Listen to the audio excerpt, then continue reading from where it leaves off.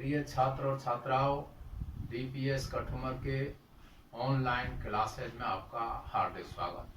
मैं समंदर सिंह डागुर, प्रबंध निदेशक श्री दुर्गे आदर्श विद्या मंदिर कठुमर। अपनी ऑनलाइन क्लासेज को चलते लगभग 15-20 दिन हो गए। हम आपको जैसा कि लिखा हुआ है आज इंग्लिश पढ़ाने जा रहे हैं और इंग्लिश के अंतर्गत अपनी जो टॉपिक है वो है टेंसों से संबंध। तो हम आपको टेंसों के संबंध में आज जानकारी देंगे। देखिए, टेंस मान होता है काल। काल को 3 भागों में बांटा गया है। किस तरह से?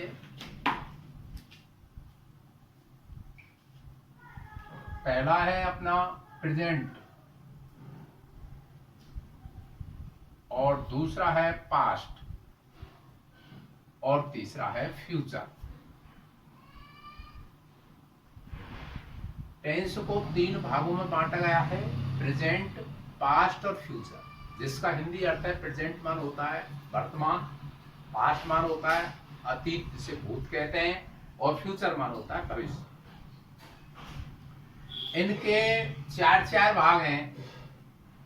पहला भाग इंडेफिनिट, INDEFINIT। दूसरा है कंटिन्यूअस, CONTINUOUS।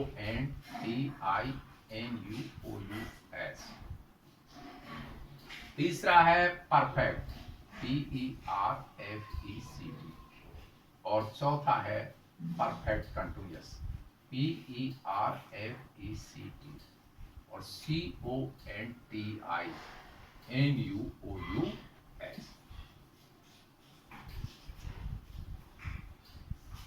इन तीनों के 4 भाग हुए गए। प्रेजेंट को पहले जोड़ने से इनके 4 भाग हो जाएंगे। जैसे पहला टेंस हो गया प्रेजेंट इंडेफिनिट, दूसरा हो गया प्रेजेंट कंटिन्यूअस, और तीसरा प्रेजेंट परफेक्ट, और चौथा प्रेजेंट परफेक्ट कंटिन्यूअस। ऐसे ही पास्ट के भी 4 भाग हो गए, past indefinite, past continuous, past perfect और पास्ट परफेक्ट कंटिन्यूअस। ठीक इसी प्रकार से future indefinite, future continuous, future perfect और फ्यूचर परफेक्ट कंटिन्यूअस। इनके 4 भाग होने से ये हमारे इस तरह से 12 टेंस हो जाते हैं। अपना सबसे पहला जो टेंस बनता है वह है प्रेजेंट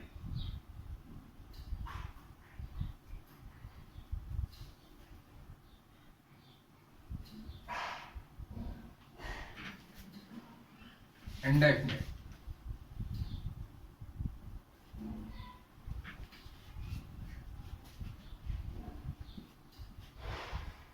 प्रेजेंट इंडेफिनिट, इंडेफिनिट मान होता है अनिश्चित, यानी अनिश्चित वर्तमान काल। प्रेजेंट इंडेफिनिट टेंस अनिश्चित वर्तमान काल। कंटिन्यूअस होता है लगातार जारी जिसे कहते हैं। परफेक्ट पूर्ण और परफेक्ट कंटिन्यूअस हो गया पूर्ण और अपूर्ण, पूर्ण अपूर्ण वर्तमान काल। तो इसकी सबसे पहले हम पहचान देखेंगे कि प्रेजेंट इंडेफिनिट टेंस किसे कहते हैं, क्या होता है। तो देखिए, पहचान तौर पर जिन हिंदी वाक्यों के अंत में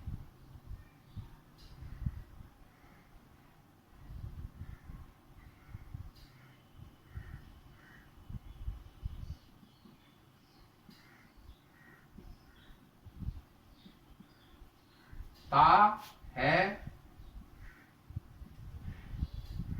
ती है, ते हैं, ता हूं आदि आते हों,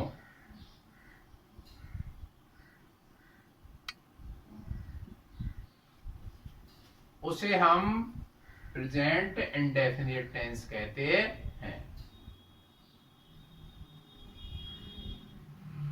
इसके साथ में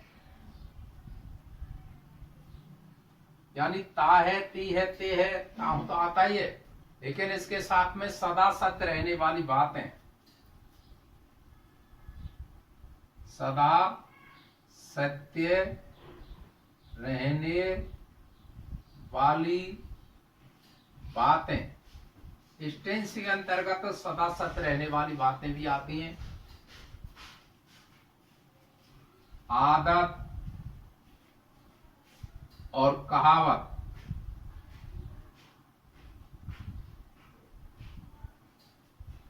आदि का इसमें उल्लेख होता है।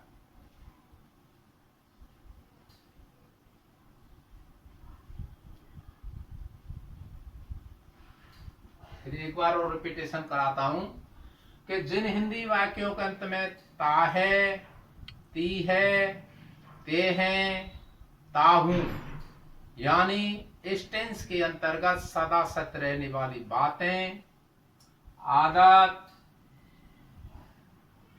कहावत, मुहावरे, लोकोक्ति, ऐसी बातों का भी इसके अंतर्गत उल्लेख होता है।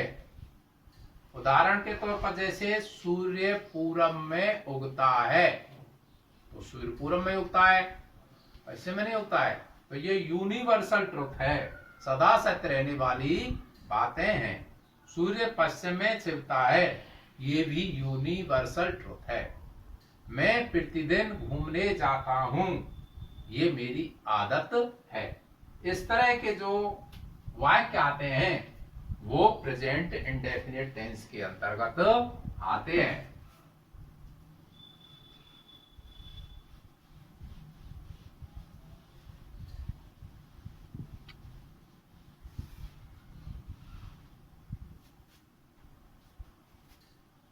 उदाहरण के तौर पर जैसे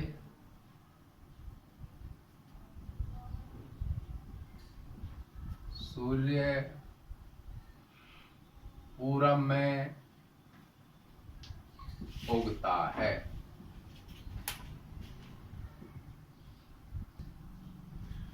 इस वाक्य की अंग्रेजी हम आपको बाद में बताएंगे क्योंकि अभी समझ नहीं आएगा। पहले हम इसके कुछ नियम जान लेते हैं। नियम नंबर 1, इस टेंस के साधारण वाक्यों में, साधारण वाक्य सिंपल सेंटेंसेस, साधारण वाक्यों में सिंगुलर नाउन यानी एक वचन,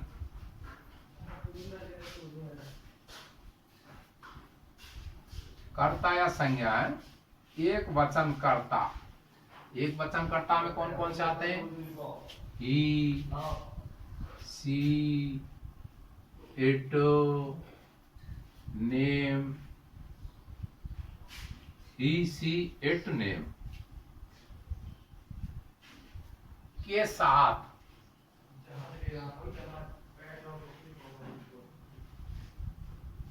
मुख्य क्रिया,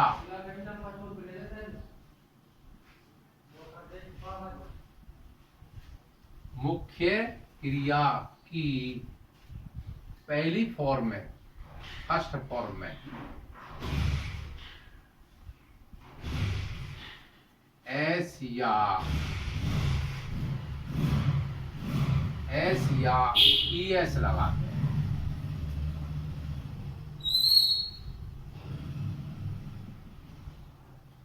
तथा बहुवचन कर्ता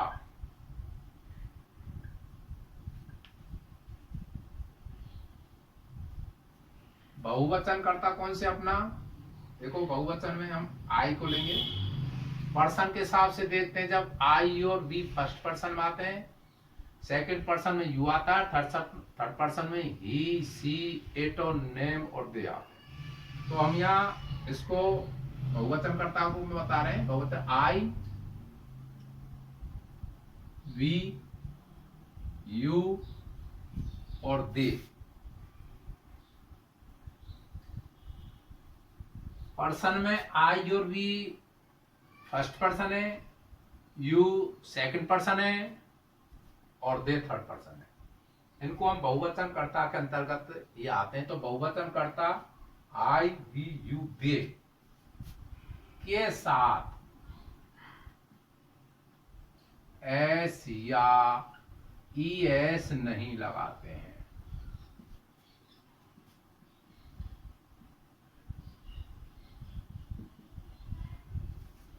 तो अपन को पता पड़ गया कि बहुवचन के कर्ता कौन कौन से हैं, आई पी यू दे, और एक वचन के ही सी इट और कोई भी नाम। ये आता है अपना एक वचन में। इंग्लिश में जैसे सिंगुलर कहते हैं और इसे प्लूरल कहते हैं। एक नंबर का नियम हुआ। अब नियम नंबर 2,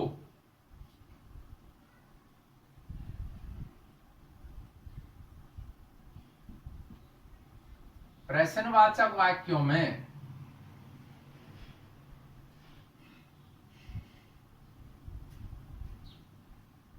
प्रश्नवाचक वाक्यों को कहते हैं इंटेरोगेटिव सेंटेंसेस। प्रश्नवाचक वाक्यों में एक वचनकर्ता के साथ एक वचनकर्ता कौन सा है अपना, ही सी इट और नेम। एक वचनकर्ता के साथ सहायक क्रिया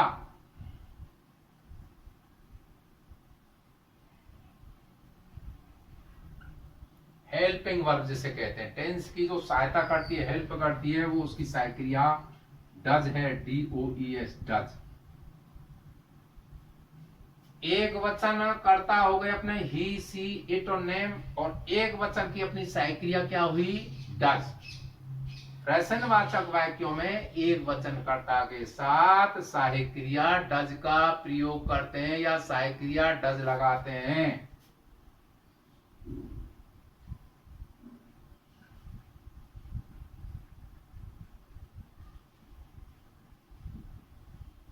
तथा बहुवचन कर्ता के साथ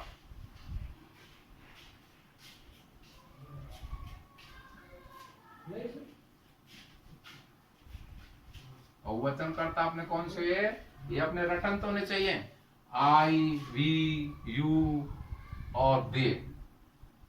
बहुवचन कर्ता के साथ सहायक क्रिया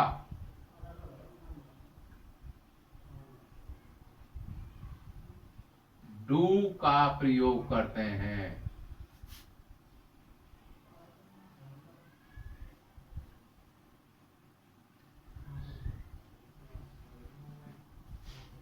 तो हमारी बात तो एक समझ में आनी चाहिए कि एक वचन का कर्ता क्या है, एक वचन की सहायक क्रिया क्या है। एक वचन का कर्ता है तो एक वचन की सहायक क्रिया लगेगी। ही सी इट और नेम ये एक वचन के कर्ता है, और इसकी सहायक क्रिया क्या हो गई, डज। एक वचन की देख लो कहां है, डज। बहुवचन कर्ता क्या है, आई वी यू दे, सहायक क्रिया क्या हुई, डू। तो ये अपनी 2 नंबर की बात आई। और तीसरे नंबर का नियम क्या है, रूल नंबर 3,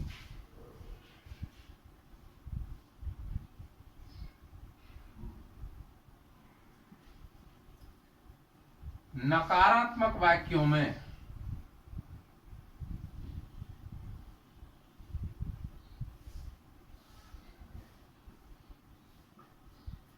एक वचनकर्ता के साथ, यानी सिंगुलर जो नाउन है, सिंगुलर सब्जेक्ट है, सब्जेक्ट मान होता है कर्ता, नाउन मान होती है संज्ञा।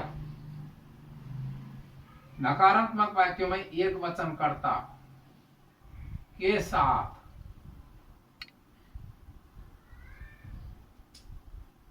डज नॉट लगाते हैं, डज नॉट लगाते हैं।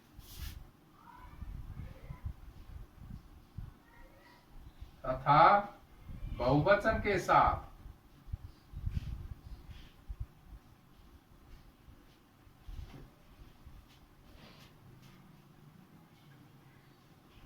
डू नॉट लगाते हैं।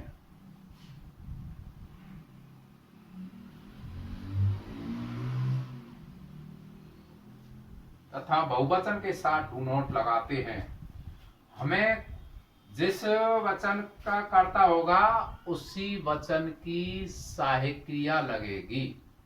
नियम नंबर 1 में हमने आपको ये बताया है कि एक वचन के अंतर्गत कौन कौन से आते हैं और बहुवचन के अंतर्गत कौन कौन से आते हैं। नंबर 2 में बताया है कि एक वचन की सहायक क्रिया क्या है और बहुवचन की सहायक क्रिया क्या है। एक वचन की सहायक क्रिया डज है, बहुवचन की डू है। तो जैसे डज के साथ में डज नॉट हो जाएगा, डू के साथ में डू नॉट हो जाएगा। अब हमने जो 1 नंबर में बताया था कि एस या ईएस लगाते हैं, वो भी एक वचन के साथ। अब प्रश्न उठता है कि कहां एस लगाते हैं और कहां ईएस लगाते हैं।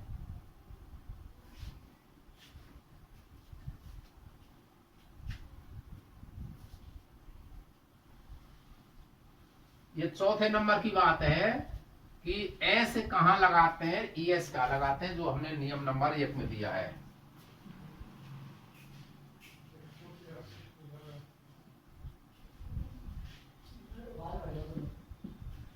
जिन मुख्य क्रियाओं का अंत का अक्षर,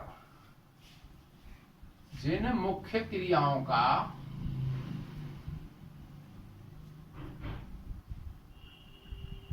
अंत का अक्षर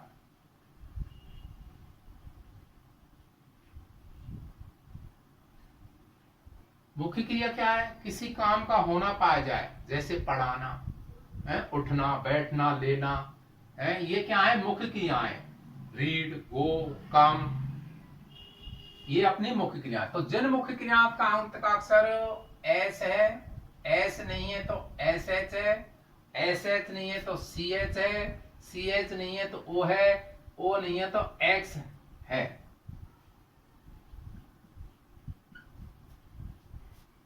तो उनमें ईएस लगाते हैं। जिन मुख्य क्रियाओं का अंत का अक्षर क्या है, एसओ अथवा एसएचओ या सीएचओ या ओहो एक्स हो, तो उनमें लगाते हैं हम ईएस। वो ध्यान रखना है, वो एक वचन के साथ ही लगेगी, नहीं कि बहुवचन के साथ। वो नियम नंबर हमने 1 में बता दिया है। बाकी के साथ में सब में एस लगेगा, तथा शेष के साथ एस लगाते हैं।